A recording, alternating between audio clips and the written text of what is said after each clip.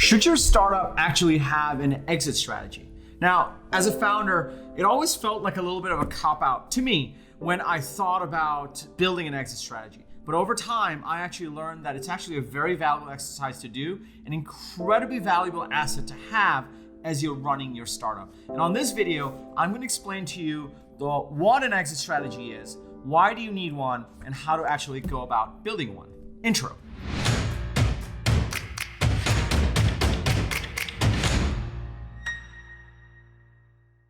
What's up, everybody? Welcome to another Unstoppable Sunday. I'm TK, author of the book, How to Punch the Sunday Jitters in the Face, entrepreneur and angel investor. On this channel, I help startup founders like you build and execute on an unstoppable strategy spanning your life and your business. Be sure to hit the subscribe button and the little bell icon because I drop a video like this every single Unstoppable Sunday. So, as a startup founder, both venture-backed and bootstrapped, I didn't really think I needed to sit down and build out an exit strategy. And also, when you're going about raising venture capital, talking about an exit strategy is kind of like a double-edged sword. On one hand, they want you to say and think about how you're going as big as possible into the moon. On the other hand, every investor wants to know how they're going to make their money back, right? And so, over time, after having sold both the companies that I started, and then after helping sell the company that bought my company for nearly $4.75 billion to Adobe, I kind of learned that having an exit strategy, developing an exit strategy, and building one out is super valuable. So on this video, I'm going to walk you through what it is, why you need one, and how you can actually go about building one. So first, let's talk about what it is. I looked up a bunch of definitions because everyone kind of knows what an exit strategy is, but definitions are important. Here's the best one I came up with. It's kind of a combination. An exit strategy gives founders, investors, and stock option holders a way to reduce/eliminate their stake, hopefully for a profit, right? So this is super important. Knowing what an exit strategy is, it's basically a strategic document, maybe a one-pager, maybe longer, and I've built different versions of these, that helps you think about how you can possibly sell the stock in your company, either partially or holistically, so you can get some liquidity. So now that we know what it is, let's talk about why you actually need one. There's three big reasons why you need one. I'm going to go through them one at a time for you. And this is just from my experience and from talking to others what I found. The first one is clarity for yourself while you're building the business. This is actually probably the biggest reason why you need to think about an exit strategy, because there are some entrepreneurs, not necessarily startup founders, and there is a difference. There's some entrepreneurs that are building a profitable business, and for them, they just want it to live on forever. Maybe it's passive income, maybe it's profitable, maybe it's just gonna grow at a certain clip, but they just want to build that business and they want to let that run and they want to slowly build it out and always reap from the profits. In a scenario like that, you don't really need to build out a giant exit strategy, right? Because you're not planning on selling the business, except there might be a reason later on that might be valuable for you, even if you're an entrepreneur and not building a high growth startup. Now, the first one is just clarity in the business, because for you to sit down and say, okay, am I building a high growth startup? Am I building a bootstrap business? I've done both. They've got pros and cons on both sides. Which one are you doing? So thinking about an exit strategy in terms of what are your end level goals for the business gives you, the founder, clarity into why you're building the business. So that's number one. The second one is show investors how they can see a return. So this is kind of the unsaid thing. On one hand, investors want to know, especially VCs and angel investors, they want to know that you're thinking big, you're swinging for the fences. You can return the entire fund, if not more. So they want to know that you're thinking that way. But at the same time, they're kind of sitting there and saying, okay, what are the different ways that I can possibly make my money back and more if this company succeeds? And even if this company isn't going to be a massive home run, are there going to be exit opportunities along the way so I can at least get my money back or some more so that I can go reinvest it? So there's this entire mental math that's going through the investor's head, all the way from an angel investor to a pre-seed, to a seed, to a VC, to a growth stage investor. They're all doing all the different permutations in their head. And for you as a startup founder to have to actually thought through the different exit opportunities along the way shows that you're thinking about the business in a dynamic fashion. And then finally, number three is it deepens your overall corporate strategy, your overall startup strategy, overall growth strategy. So I ran strategy at Marketo. That was my last gig because they bought my company, and then we sold Marketo. And we had to think about strategy in more ways than one. We had to think about strategy in terms of growth, in terms of product, in terms of the current market dynamics. And then we had to think about exit strategies as well because we were PE owned. And so the biggest thing that I learned is when you actually think about the process of going through building out an exit strategy, it actually deepens all the other strategic elements and your understanding of the business. So if you start to think about exit strategy, you start to think about certain competitors, you start to think about the market dynamics, and that starts to flesh out a deeper understanding of your overall strategy. So 3 reasons why you actually need to build one: clarity for yourself, show investors how they can possibly see a return, and just deepen your own understanding of your overall strategy. So let me just pause here for a second, okay? I kind of explained to you why, even for me as an entrepreneur, building out an exit strategy was kind of I don't know, I should talk about that, to like, oh my God, this is super valuable, even the process of going through it and understanding the potential exit scenarios. So kind of walked you through what it is and why you need to do it. If you're starting to get that aha moment or the wheels are turning and you're like, I should probably spend an afternoon just to think about this, you're probably not alone. I want you to just take a pause and just comment yes in the comments below. Just put a yes exclamation mark so that other founders can see like you're not alone in this, I'm not alone in this. We should all be thinking, even if just for an afternoon, on what exit strategy is for your startup. Which brings me to, all right, TK, I got it. Like I should probably build out an exit strategy. What does a good exit strategy look like? How do you actually go about building one out? So let me just tell you what bad looks like. So there's good and bad. The lazy way of doing this is like, no, we're just gonna be profitable. Like, I'm an entrepreneur, I'm building out my business, it's just gonna be profitable, and we'll just let it run. I don't need an exit strategy. I never wanna sell the business. Cool, okay. You can also say, you know what? We're probably gonna get acquired by Salesforce. Salesforce is the biggest player. I'm in MarTech or Sales Tech, and they're buying companies all the time. Salesforce will buy us, or Google will buy us. We'll get M&A. Or you might say, you know what? We're gonna go for the moon, and we're gonna totally IPO. And maybe I have a SaaS business and it's in 8 to 10 years, I'll IPO, boom, exit strategy, done. So the lazy way is to just say our exit strategies are profitability, M&A, or IPO. It's like, no duh. That's kind of like saying our sales strategy is to sell people things. So that's the lazy way. Now, there's kind of the good way, and this is how I thought about it whenever I built one out. So good exit strategy looks at these 3 things. And this is where I go back to whether you're building just a profitable business, which is phenomenal, or you're building a high scale startup, high growth business that you're looking to scale as rapidly as possible with outside capital. Regardless, going through this thought exercise and these 3 components to the exit strategy that I'm about to show you is super valuable just for yourself, just for your own understanding of your business.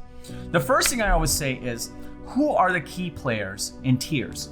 The reason I say key players is you're in a space. So for me, I built out ToutApp, which was in the sales engagement space. And then I worked did strategy at Marketo, which was in the MarTech space. So there are key players in both of these spaces. For us, there was Salesforce at the very top tier. And at the very bottom, there were other startups, the 50 other startups that were building out sales engagement tools, email automation tools, or in Marketo's case, marketing automation tools and email marketing tools. So I always say, who are the key players in terms of tiers? And tiers are super important because you want to do tier 1, tier 2, and tier 3. Tier 1 are like, these guys can drop you $100 million to a 1.5 to a $10 billion check, like huge gamut range. Tier 1, they will write a big check to buy you. And they could also go after crushing you or acquire your competitor and then try to crush you. So tier 1 are the biggest players. They're setting the agenda for your space.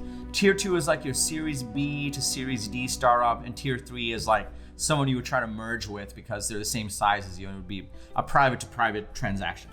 So the first thing is map out the key players and where they are in the market and what they're doing.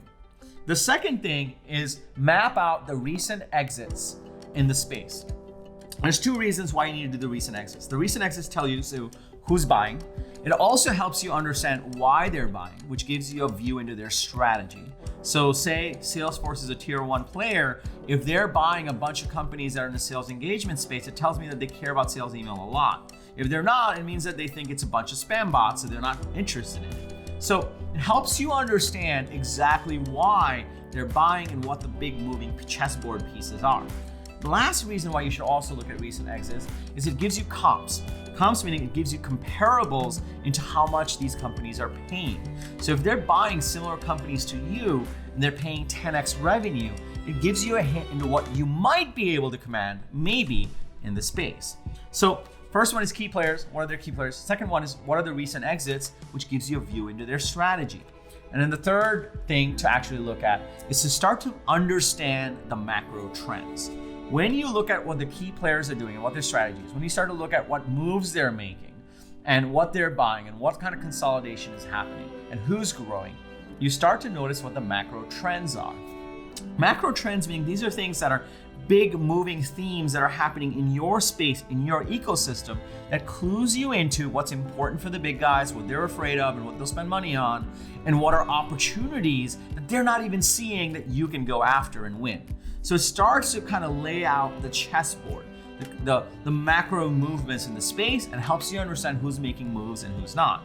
And when you do these three things, when you map out these three things, you can start to get into a better understanding of who's buying and who's not and why, and maybe in 5 years how that might transform itself.